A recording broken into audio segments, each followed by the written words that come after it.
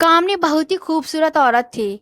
उसे अपनी खूबसूरती पर बहुत घमंड था, लेकिन उसकी शादी बहुत ही साधारण दिखने वाले आलोकनाथ से हो गई थी, जिसे वो बिल्कुल भी पसंद नहीं करती थी।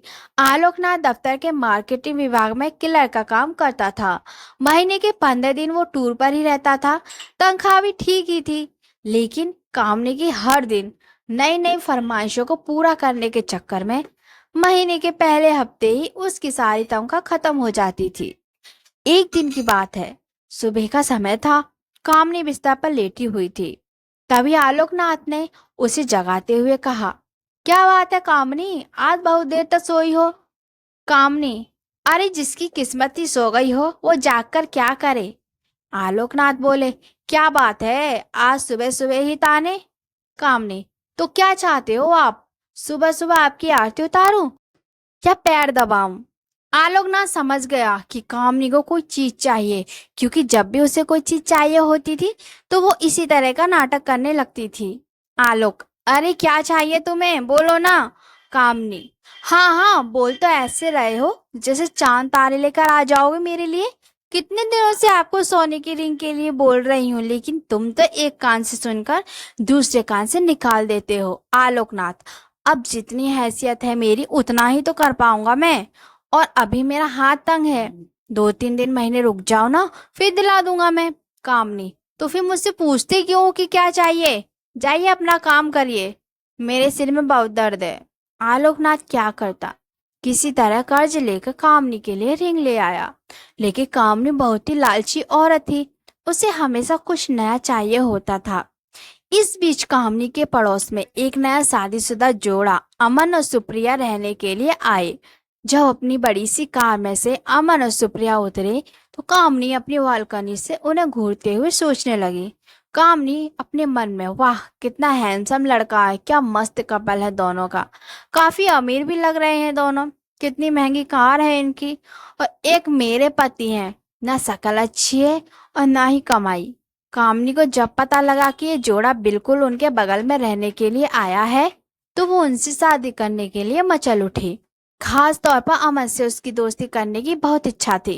एक दिन वो उनके घर गई। उसने दरवाजा खटखटाया। दरवाजा अमन ने ही खोला। सामने से अमन को देखकर वो उस पर और भी लट्टू हो गई। कामनी, जी वो मैं आपके पड़ोस में रहती हूँ, थोड़ी चीनी चाहिए थी मुझे। अमन, जी अभी देता हूँ। अमन, सुप्रिया सुप्रिया, जरा कटोरी में चीनी तो ले आना। सुप्रिया चीनी लेकर आ गई। अमन ने उसे कामनी को देने को कहा। इस बीच कामनी की नजर अमन के घर पर थी। काफी महंगी और एंटिक चीजों से सजा हुआ था उनका घर। जब सुप्रिया ने कामनी को चीनी की कटोरी दी तो उसकी नजर सुप्रिया के गले में पहने नेकलेस पर गई। उसने अंदाजा लगा लिया कि ये डायमंड का ही होगा। सुप्रिया और अमन दोनों ने कामनी को घर के अंदर आने को कहा, तो उसने कहा कि फिर किसी दिन। कामनी जब चीनी की कटोरी लेकर अपने घर गई तो आलोकनाथ की नजर उस पर गई। आलोकनाथ, अरे घर में तो इतनी सारी चीनी पड़ी है, फिर तुम पड़ोस से मांग कर क्यों ले आई? कामनी, ये बात आपकी समझ में आ जाती तो आप अपने ऑफिस में क्लर्क नहीं होते।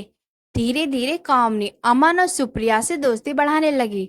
जल्द ही वो उनको विश्वास जिताने में कामयाब हो गई।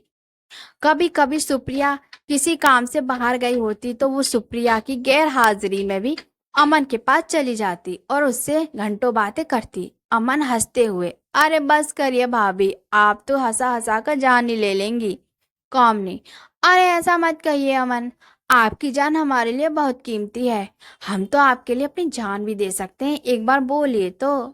अमन, ये आप क्या कह रही हैं? कामनी, बोलिए, आप तो सीरियस ही हो गए। अब आपकी भाभी को आपसे मजाक करने का भी अधिकार नहीं है क्या? इनडायरेक्टली वो अमन को कई तरह के इशारे भी करती और उसने अपने झूठे प्रेम जाल में फंसाने की कोशिश भी करती, क्योंकि उसे पता था कि अमन बहुत ही अमीर है और वो उसकी सारी ख्वाहिशों को पूरा कर सकता है। लेकिन अमन अपनी पत्नी से बहुत प्यार करता था, इसलिए वो कामनी की इन हरकतों का कोई जवाब नहीं देता था। एक दिन की बात है, कामनी अमन और सुप्रिया से मिलने के लिए घर आई। सुप्रिया बोली, आइए आइए भाभी, हम आपकी ही बातें कर रहे थे। कामनी, मेरी बात? सुप्रिया, हाँ, अरे ये अमन तो हमेशा आपकी बात करते रहते हैं। कामनी, अच्छा क्या कहते हैं अमन? सुप्रिया, यही कि आप बहुत अच्छी हैं, कितनी मजेदार बातें करती हैं। आपके जैसी पड़ोसन मिलना तो आजकल के समय में बहुत ही मुश्किल है। सुप्रिया के मुंह से अपने लिए अच्छी बातें सुनकर कामनी मन ही मन खुश हो रही थी और उसे लग रहा था कि एक ना एक दिन तीर निशाने पर लग ही जाएगा। इस बीच सुप्रिया के भाई की शादी तय हो गई। उसके मायके वाले उसे बार बार बुला रहे थे, इसीलिए सुप्रिया को उस शादी के 20 दिन पहले ही जाना पड़ा। अमन को इतनी लंबी छुट्टी नहीं मिली, इसलिए उसने शादी के एक ही दिन पहले जाने का तय किया था। इधर कामनी को जब पता लगा कि सुप्रिया 20 दिन के लिए अपने मायके जा रही है, तो उसने मन ही मन में एक प्लान बनाया। कामनी अपने मन में, यही सही मौका है अमन को फंसाने का। आलोक भी बाहर है और सुप्रिया भी अपने मायके गई हुई है।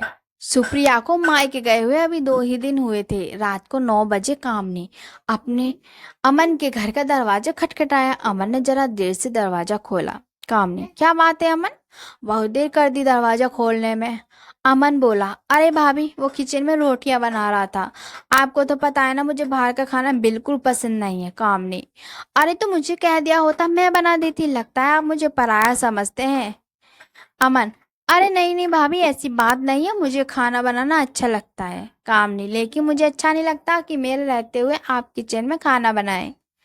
कामनी भले ही अपने काम में कभी खाना बनाती थी, लेकिन यह तो उसका मकसद कुछ और ही था। वो किचन में गई और उसके लिए फटाफट खाना बनाने लगी। उसने ना सिर्फ खाना बनाया बल्कि अमन को खिलाया भी। अब तो कामनी सुबह शाम उसके घर आती, उसको खाना बनाती। अमन को कामनी का स्वभाव बहुत अच्छा लगा।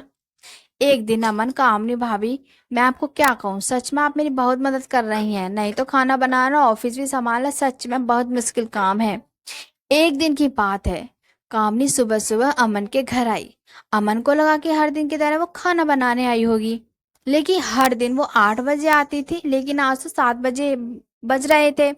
कामनी, अरे अमन, वो क्या है ना कि आज मेरा शॉवर खराब हो गया है, बुरा ना मानो तो आज तुम्हारे बाथरूम में नहा लूं।